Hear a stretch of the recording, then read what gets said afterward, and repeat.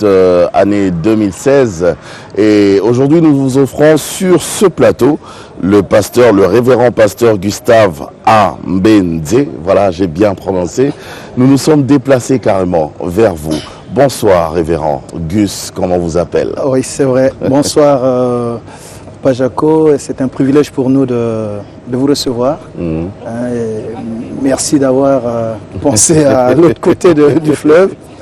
Parce que le fleuve, finalement, c'est une solution. En tout cas. On est vraiment privilégié de vous accueillir à Brazzaville. En tout cas, pasteur Gustave, vous êtes le pasteur responsable de l'église, l'armée de Victoire, à Brazzaville. On va en parler bien sûr parce qu'il y a des questions d'ailleurs autour de cela. Mais on vous voit aujourd'hui, on est venu vers vous. Il y a eu un jour où vous avez accepté Jésus-Christ dans votre vie. Ça s'est passé comment? Dans quelles circonstances? C'était comment? Très bien. J'ai rencontré Jésus, j'étais très jeune. C'est pour cela d'ailleurs que quand je vois les jeunes dire bon, on a le temps. Non, mais j'ai reçu Jésus, j'avais 13 ans. 13 ans. 13 ans, j'ai reçu Jésus par quelqu'un qui était à l'église protestante, chez nous ici, qu'on appelle l'église évangélique, qui était choriste et qui passait chaque jour devant notre parcelle. Et là, il va me dire, mais petit, tu ne peux pas me suivre, accompagne-moi. J'ai résisté une fois, puis une deuxième fois, je l'ai accompagné. Et, déjà, parenthèse, à l'époque, vous étiez quel genre de jeune? Bon, il faut avouer que... Vous faisiez quoi? Non, j'étais un jeune plutôt... non, un jeune normal. Un jeune normal parce que j'ai connu une enfance quand même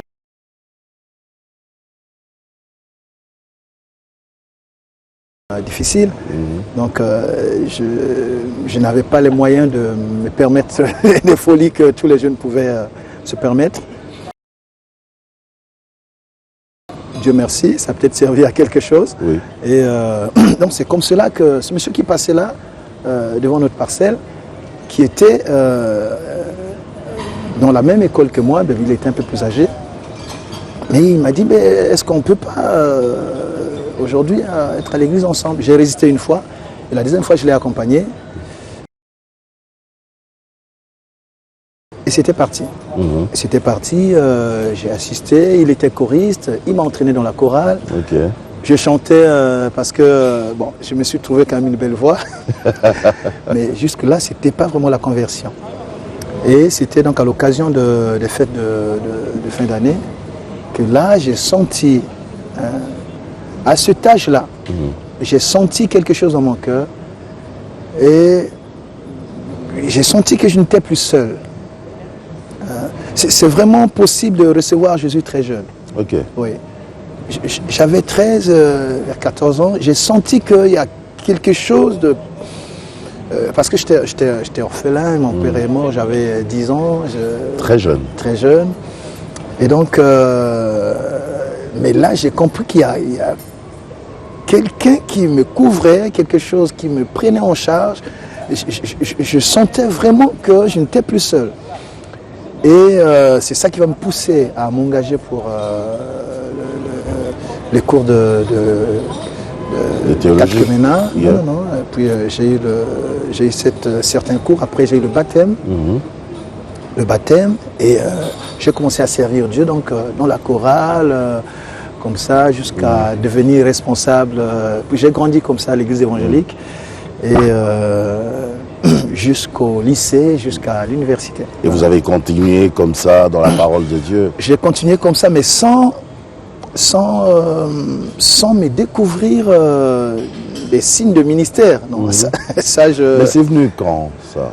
Alors, ça, c'est venu par une circonstance.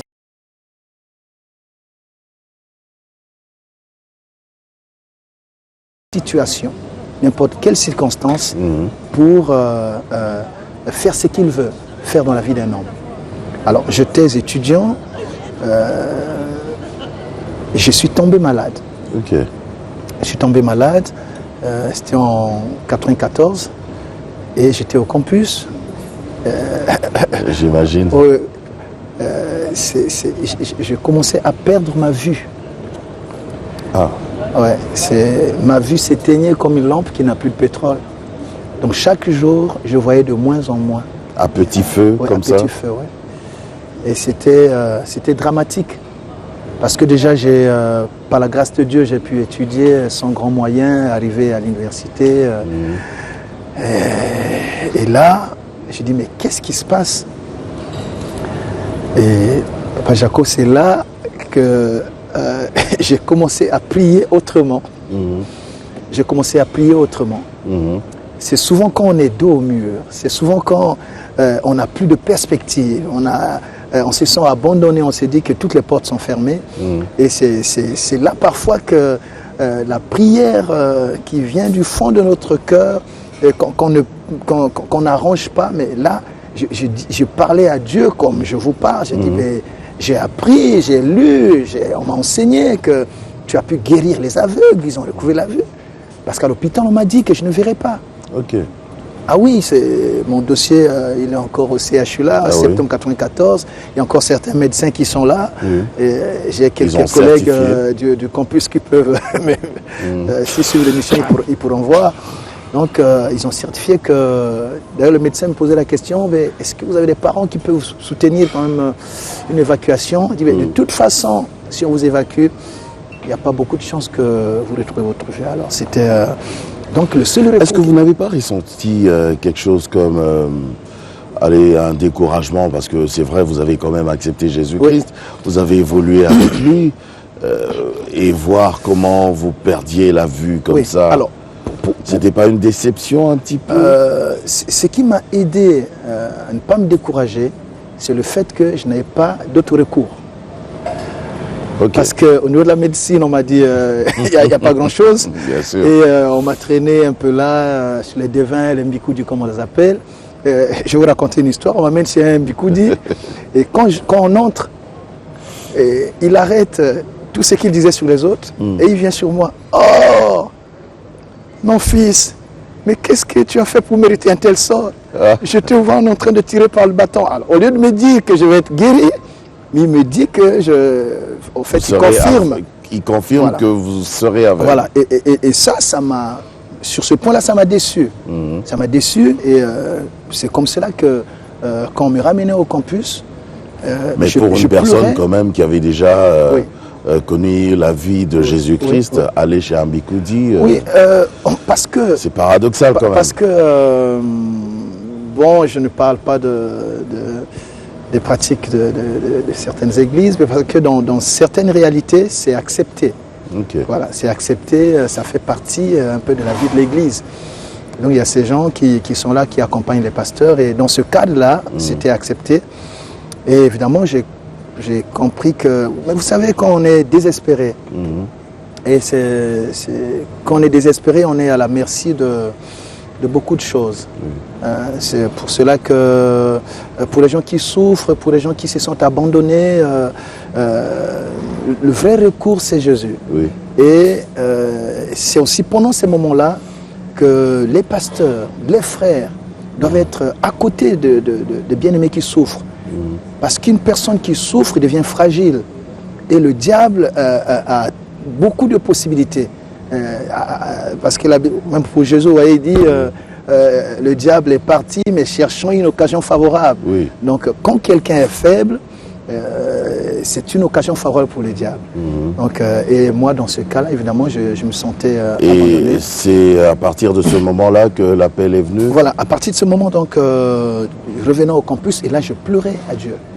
J'ai prié ce jour-là, je me souviens encore, j'ai dit, j'ai appris que tu avais guéri Bartimée. Mais je ne doute pas, je sais que tu es vrai. Mais si tu me guéris, je te donnerai ma jeunesse.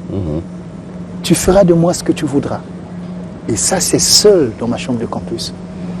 Et c'est ce genre de prière que je faisais. Et une nuit, Papa Jaco, je dormais. Alors je vais faire un songe. Je vois quelqu'un qui amène dans ses mains comme une pâte, un peu comme la pâte d'arachide, l'huile de palme, pardon, coagulée, donc qui m'applique sur les yeux. Et qui me donne ce verset, je ne l'ai plus en tête, je crois que c'est dans Matthieu 7 ou 6, on dit les yeux sont la lumière du corps et la personne part. Après, je sursaute, je voyais toujours aussi flou. Et je me suis mis à pleurer. J'ai dit, oh, ce n'était qu'un rêve. Ce sont peut-être mes idées qui me sont revenues dans le rêve. Mais le miracle était parti de là, Pajako.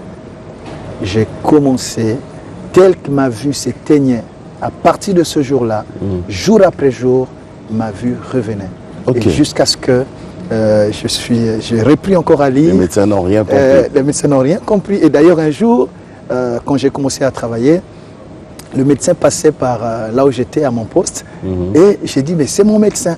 J'ai été lui dire, mais docteur, vous vous souvenez, je venais, vous aviez dit, c'était pas pour lui dire qu'il avait fait un mauvais diagnostic, mais c'était pour lui dire que Dieu a pu faire quelque chose. Mais il s'est senti un peu offensé. Bon, il n'a pas compris, mais j'étais content de lui dire, voilà, Dieu m'a guéri. Donc les médecins, évidemment, n'ont rien compris. C'est pour dire que là où les hommes ne peuvent pas, Dieu a tous les moyens. Nous avons un Dieu qui a des possibilités illimitées. Et donc, pour revenir à l'appel... Et c'est parti comme ça. C'est parti comme ça. Et j'ai oublié que j'avais promis à Dieu qu'il devait faire de moi ce qu'il voudrait. Jamais. Mais lui, il n'oublie pas. Et chaque fois que je recevais des frères, des sœurs, j'avais envie de leur partager ce témoignage. Et c'est à force de témoigner que bon, je suis parti. Vous êtes lancé justement. Oui, je suis lancé, bon, sans m'engager vraiment dans la prédication. Et ben, j'étais resté fidèle à l'église.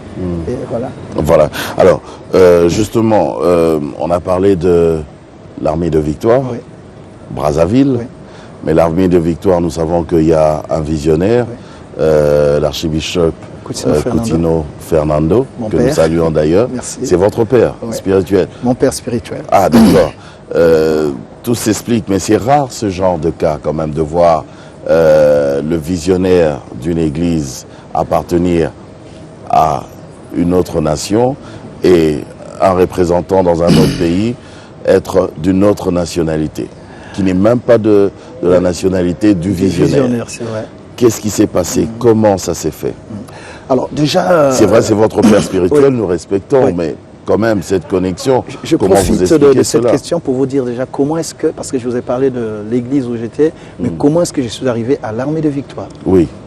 Donc ça, déjà quand j'étais au campus, je voyais un jeune pasteur qui passait à la télévision. Alors moi, dans ma rigueur, ma discipline de bon protestant, j'ai dit, mais c'est quoi ces pasteurs avec des chaînettes, des cheveux?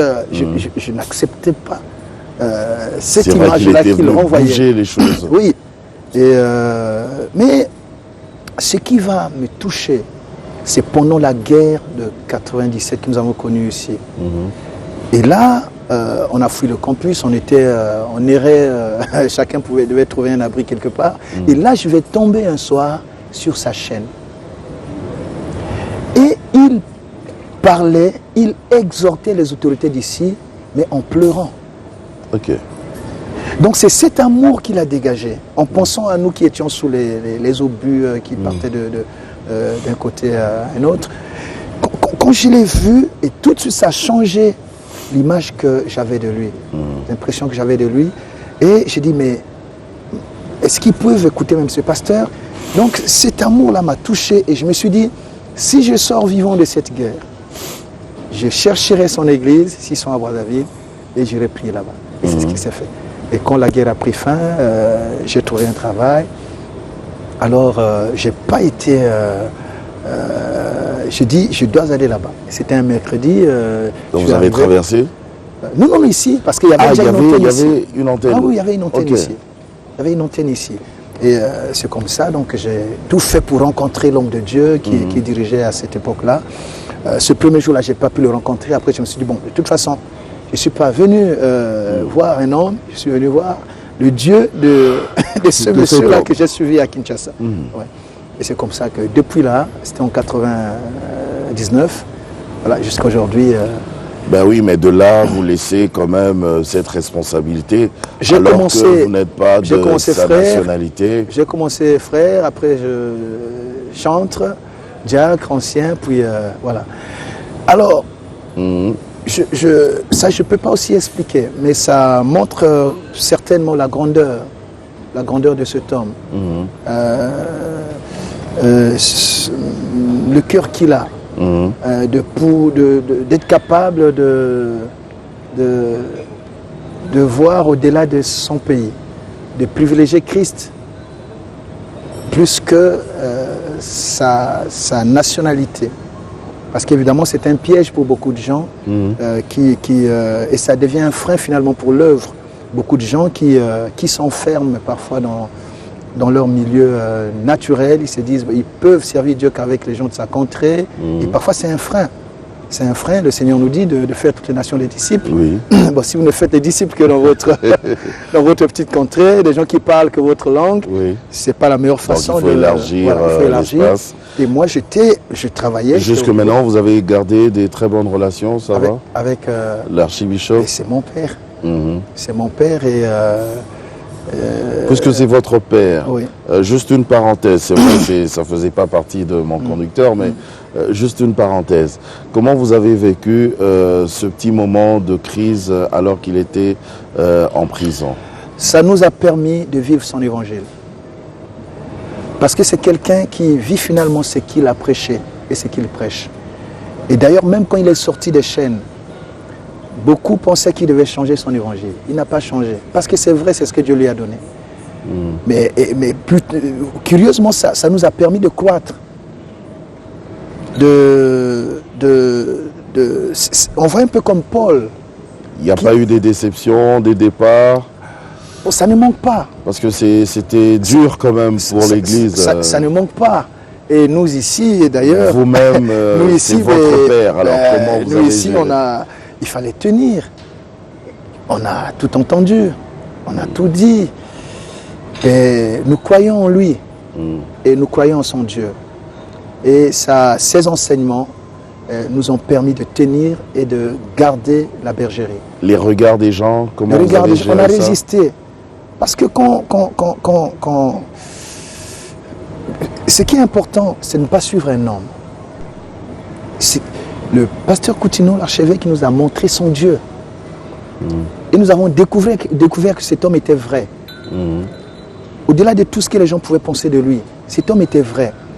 Et ce qu'il dit, c'est ce qu'il est, c'est ce qu'il vit. C'est quelqu'un, d'ailleurs, moi je souffrais au début parce que je dis, mais tout ce que les gens disent de cet homme, mais ils ne le connaissent pas. Nous qui le côtoyons, nous qui sommes avec lui, mais on apprend tous les jours de lui. Je vais vous dire une chose, j'arrive en prison quand il était à Makala, je vais lui rendre visite. Naturellement, je suis en larmes parce que... C'est dur de voir son père dans cet état. Mais c'est lui qui me réconforte. C'est lui qui essuie mes larmes. Et ça, je dis, mais mon Dieu, j'ai lu l'histoire de Daniel et autres. J'ai dit, mais nous, on prêche ça facilement, mais il y a des gens qui ont vécu ça. Et donc, c'est quelqu'un qui nous a forgés par sa foi. Et la Bible, elle est ce qu'elle est. Elle est à la disposition de tout le monde.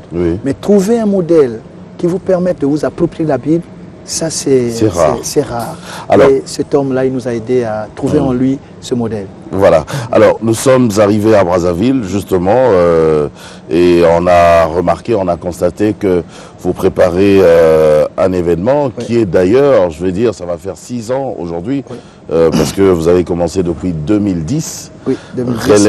Relèvement 2016. Relèvement 2016. Relèvement, ça a commencé un jour. C'était en 2010 déjà. C'était en 2010, quand lui, de la prison il était, Dieu lui a dit... Je veux juste que vous nous parlez, de cette inspiration. Dieu lui a dit que, voilà, mon fils Gustave, il doit être pasteur.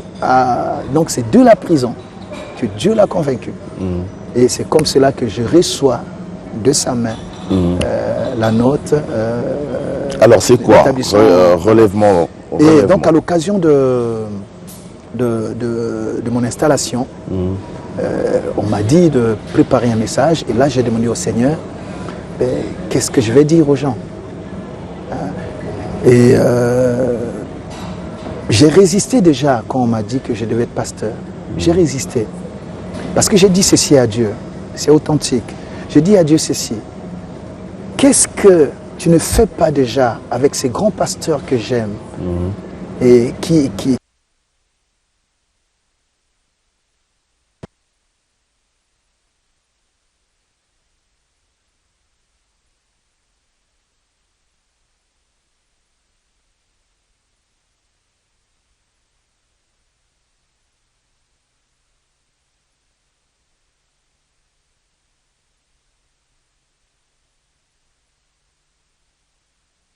un grand cercle, avec un grand... Là, c'est l'appel, mais l'appel, c'est qui m'a convaincu, parce que je résistais, je dis, mais je ne veux pas être pasteur, parce qu'on m'a dit que je suis pasteur, mais je voudrais avoir quand même un signe, quelque chose de direct. Quelque chose de plus. De direct, qui vienne de moi, que je puisse dire aux gens, un témoignage de cet appel. Donc, je vois ce grand cercle, un grand monsieur au milieu, qui est entouré avec des gens à genoux, et qui m'appelle au milieu du cercle, mon fils vient. Et c'est à ce moment qu'il répond à la question. Avec toi, je relèverai ceux qui sont par terre. Ok. Avec toi, je sécherai les larmes de ceux qui pleurent. Avec toi, je ramènerai sur le chemin ceux qui sont au bord du chemin. Avec toi, je guérirai le cœur blessé. Et la dernière chose, il a dit, avec toi, j'agirai comme le Dieu de compassion. Et là, j'ai mis ma... C'est là que vous avez pensé au relèvement. Voilà. Donc, c'est la première chose que Dieu m'a promise dans cet appel. Avec toi, je relèverai ceux qui sont par terre. Et c'est comme cela que c'est parti. Donc en 2010, c'était la première édition. C'était la première édition. Donc il y avait une action qu'on avait organisée, qu'on appelait le relèvement. Et finalement, le Seigneur nous a convaincus à chaque année de le refaire. Et, voilà. Et cette année, encore en 2016, cette fois-ci, j'ai remarqué que vous quittez un peu l'église parce que vous allez le faire au Palais des Congrès. Pourquoi ? Alors, les 4 premières éditions qu'on a faites, c'était à l'église. On est dans un quartier résidentiel. Donc, à chaque édition, il s'ajoutait beaucoup plus de monde. Et ça devenait un peu... Puis là, il y a des bien-aimés dans l'église qui ont dit, bon, voilà, pasteur, on va voir grand, on va dehors. Donc, on a été déjà l'année dernière au Palais des Congrès. Ça a donné des résultats que ça a donné. Et cette année encore, j'ai posé la question. Il y a des enfants qui ont dit, ben, papa, on y retourne.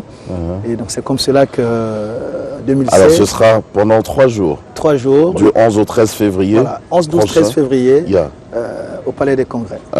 Avec un thème dont nous allons d'ailleurs essayer de parler pour comprendre évidemment les détails. Ce sera quand ils viendront à l'événement. Février, parce qu'évidemment j'ai été installé au mois de février. Donc c'est la première édition en février, donc tous les ans. C'est au mois de février que nous organisons... C'était ça d'ailleurs ma question, mais... Je l'ai capté, je l'ai intercepté. J'ai compris, vous êtes très rapide. Alors, le thème choisi cette année, c'est en toi, il n'y aura plus ni mort, ni stérile. C'est tiré de la Bible d'ailleurs. C'est tiré de la Bible, c'est tiré du verset de 2 Rois 2, 21, où Jéricho... les gens de Jéricho ont appris que l'homme de Dieu, Élisée, devait passer par là. Ils avaient un problème à Jéricho. Ils vivaient sous une certaine malédiction. Et quand ils ont appris que l'homme de Dieu était là, celui qui était avec Élie, il dit, ok, il dit, Seigneur, ici, le séjour est bon, mais les eaux sont souillées.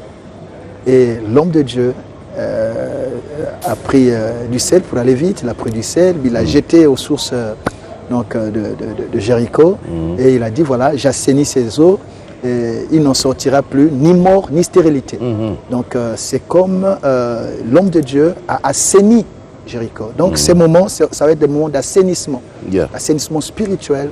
Il y a des gens qui vivent des malédictions, des condamnations, des choses difficiles, qui ne peuvent pas trouver solution à l'hôpital, qui ne peuvent pas trouver solution par des réunions de famille, des situations spirituelles, que seul le Seigneur peut éradiquer. Et là, donc, il nous a donné ce message. C'était au cours d'une prédication cette année.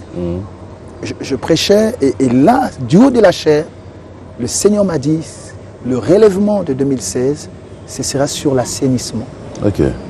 Et là, j'ai commencé à méditer et le Seigneur m'a donné ce passage. Sur tous les plans, voilà. Spirituel, physique, oui. Même matériel. Oui, même matériel. Oui. Mais les gens, ils vont se dire, mais tout ce temps, le pasteur Gustave, il voyait bien que, avec son Dieu, il voyait bien que nous étions en train de souffrir. Pourquoi seulement, en 2016, il se lève pour dire, bon, voilà, nous allons assainir? Parce que ça ne vient pas de moi. Pourquoi il nous a laissé tout ce temps? Mais si je fais par moi-même, les résultats ne sont pas garantis. Parce que il faut faire suivant ce qu'on a reçu comme recommandation. Le Seigneur est avec nous quand nous sommes dans ce qu'il a dit. Voilà. Le Seigneur est prisonnier de sa parole et de ses promesses. Quand nous cherchons Dieu au-delà de ce qu'il nous a promis, certainement qu'on peut perdre beaucoup de temps. Mais quand nous agissons comme il a dit, au temps qu'il a fixé, et là, le résultat est garanti. Parce que c'est lui qui fait. Je suis un instrument. Si je commence à me dire, voilà, on fait ça, je ferai honte au nom du Seigneur. Ah oui. Oui, je ferai honte. Et ça, je ne vais pas prendre ce risque. Ouais. Donc, nous le rappelons que ça sera en février prochain. En février prochain, le 11, le 12, le 13. Il faut payer pour venir? Mais non. Moi, j'ai été guéri dans ma chambre. Ah. Je n'ai rien payé. Je n'ai rien payé et c'est... Quand vous voyez les 4 ou 5 points que je vous ai décrits de mon appel, le dernier point, il a dit, il agira avec moi comme le Dieu de compassion. Donc, le message que Dieu m'a donné, c'est un message de compassion. Dieu est un Dieu de compassion. Et ce que nous avons reçu de Dieu, je crois que c'est un devoir pour nous de le donner aux autres. Dieu ne nous a pas appelés pour nous-mêmes, sinon on resterait simplement chrétiens. Quand on reçoit un ministère, c'est pour l'utilité commune, comme les dons et autres. Et donc, et là, on devient une solution pour les gens. Alors, donc, il ne faut plus créer des complications. Et là, vous n'êtes plus une solution, vous devenez un problème. Et je ne voudrais pas qu'avec mon ministère, je sois un problème, mais je dois être une solution. Il faut y être une solution. Oui. Alors, si aujourd'hui, si ce soir, on doit expliquer, parler de la vision qu'a reçue l'homme de Dieu que vous êtes, le pasteur Gustave, s'il faut parler de cette vision, s'il faut parler de votre objectif, s'il faut parler des directives d'ailleurs que le Seigneur vous a données, comment vous pouvez expliquer cela? En quelques mots. En quelques mots, ce n'est pas un hasard que Dieu m'appelle dans cette grande armée, l'armée de victoire. Parce que c'est... En fait, c'est le message de l'armée de victoire, c'est le message de vie. La croix de Jésus. Voilà, la vie que nous avons par la croix de Jésus. Et donc, ce que Dieu me donne, c'est juste pour me convaincre que je ne suis pas là par hasard. Je ne suis pas là par hasard. Et il me connaît et il m'a appelé réellement. Et je peux être en droit d'exercer comme ministre de Dieu, mais dans cette grande armée. Donc ce que je fais en fait, c'est dans le cadre de cette armée, l'armée de victoire. Et tout ce que je fais, c'est sous la couverture et l'onction de mon Père. Donc voilà, donc c'est... on doit avoir un appel particulier, même dans le cadre d'une communauté. Parce que quand vous ne savez pas ce que vous avez, vous ne pouvez pas être utile aux autres.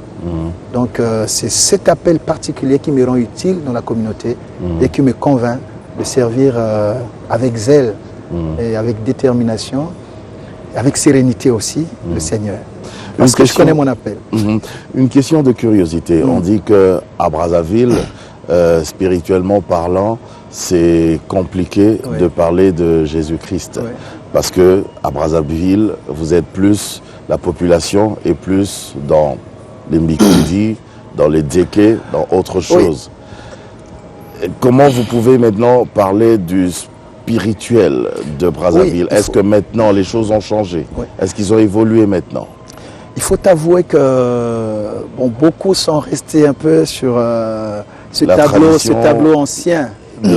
Oui, ces tableaux anciens qu'on a du mal à effacer. Mais les choses ont évolué depuis. Vous savez, avec Dieu, quand vous résistez, il peut passer par des événements même douloureux. Et la plupart des temps, des situations qui arrivent dans nos vies, dans nos nations, nous obligent parfois à chercher Dieu réellement. Et c'est pendant ces temps-là que les gens se rendent compte que ce qu'ils appellent Dieu, mais ils n'en sont pas des véritables. Et c'est quand quelqu'un qui fait allégeance, c'est pas une maison de magie, une maison occulte ou à des fétiches et tout, il se rend compte que ces fétiches ne peuvent pas le protéger, que malgré tout ce qu'il fait ou les sacrifices qu'il peut faire là-bas, il n'y a pas de solution. Et là, il se dit finalement, et je pense qu'il y a des événements qui sont arrivés dans nos nations, pas qu'ici, qui ont poussé les gens à tourner le regard vers le Seigneur. Et de plus en plus aujourd'hui, il y a des gens qui se tournent vers le Seigneur. Et en cela, il faut saluer le travail déjà de l'église de Kinshasa. Parce qu'il faut le reconnaître. L'église de Kinshasa a fait un grand travail ici. Il y a eu beaucoup de missionnaires. Il y a eu des grands évangélistes qui sont passés ici, les Taylor Sborn et les Outsma et bien d'autres, et qui ont fait un travail qui fait qu'aujourd'hui, il y a une église qui est là. Il y a une église qui est là, qui est en train de monter. Tout n'est pas encore parfait, mais ça n'est plus ce que c'était avant. Comme à l'époque. On peut dire que le corps du Christ à Brazzaville se porte bien. Bon, on regarde ce qui se passe dans les églises actuellement. Il y a encore des choses à faire. Il y a encore des choses à faire. Je crois que on ne peut pas se voiler la face. L'Église a des grands défis, les défis déjà d'unité, les défis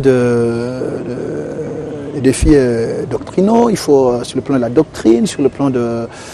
vous savez, quand le réveil arrive, il y a tout. Maintenant, après, il faut que les gens s'asseyent quand même. Il faut qu'il y ait quand même des gens qui essaient de... Bon, malheureusement... Pourquoi vous n'arrivez pas à vous mettre d'accord sur... En fait, on va dire la seule chose qui devrait normalement vous mettre d'accord, la Bible, la parole de Dieu. Bon, c'est pas propre au Congo ici, hein, c'est un peu partout. C'est un peu partout, mais c'est ça qui rend l'Église faible. C'est pourquoi Jésus a dit, comme je suis un avec le Père, mais soyez un aussi. Jésus, en partant, nous a recommandé l'unité. À votre avis, c'est quoi? Un problème de compréhension de la parole de Dieu? Un problème un problème culturel? Je ne sais pas, un problème d'ego, des gens, de manque d'humilité. Voilà ce que je cherchais. Qu'est-ce qui fait souffrir l'Église aujourd'hui? Parce que vous faites autre chose que ce que je fais, alors je dis que vous n'êtes pas bon. Ok. On ne s'accepte pas. Or, je crois que la richesse de l'Église est déjà dans la diversité des ministères et des dons. Ça devait être plutôt complémentaire que source de division. Les gens ne s'acceptent pas déjà parce qu'ils ont des ministères différents. Chacun se bat un peu pour son leadership. On a vu d'ailleurs dans l'équipe de Jésus, il y en a qui négociaient pour dire toi tu vas partir, mais dis qui va diriger après toi. Donc c'est un problème vieux. Mais avec tous les enseignements qu'on a, je pense qu'on gagnerait beaucoup. En ayant une attitude d'humilité, d'acceptation de l'autre, et l'humilité qui peut aussi nous pousser à accepter la critique. Il y a aussi, vous avez dit quelque chose d'important, la compréhension de la parole. Bon, je ne dirais pas ça, mais il y a aussi la formation. Vous savez, la grâce ne résout pas tous les problèmes. L'onction ne résout pas tous les problèmes. Il y a des notions dans tous les domaines de la vie, il y a des notions d'éthique, par exemple, des déontologies simplement. Il faut la pratique de la fonction pastorale, la pratique. On peut avoir le ministère, on peut avoir des dons, mais être en scandale aux gens si on ne sait pas comment exercer ce qu'on a reçu du Seigneur. Donc il y a aussi la formation. Mais le Seigneur nous aidera. Ça va aller. Nous sommes arrivés malheureusement à la fin de l'émission, mais j'aimerais quand même que vous puissiez nous dire quelque chose pour cette fin. Quelque chose d'abord par rapport au programme, aux différents programmes de l'Église, et aussi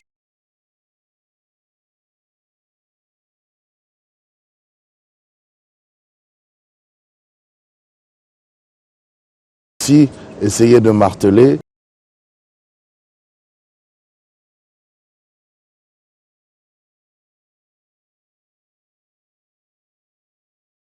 Sur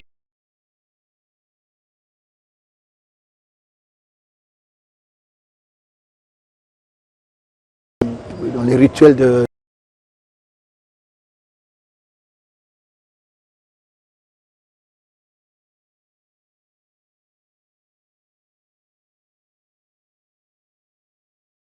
vœux qu'on présente. Mais je pressens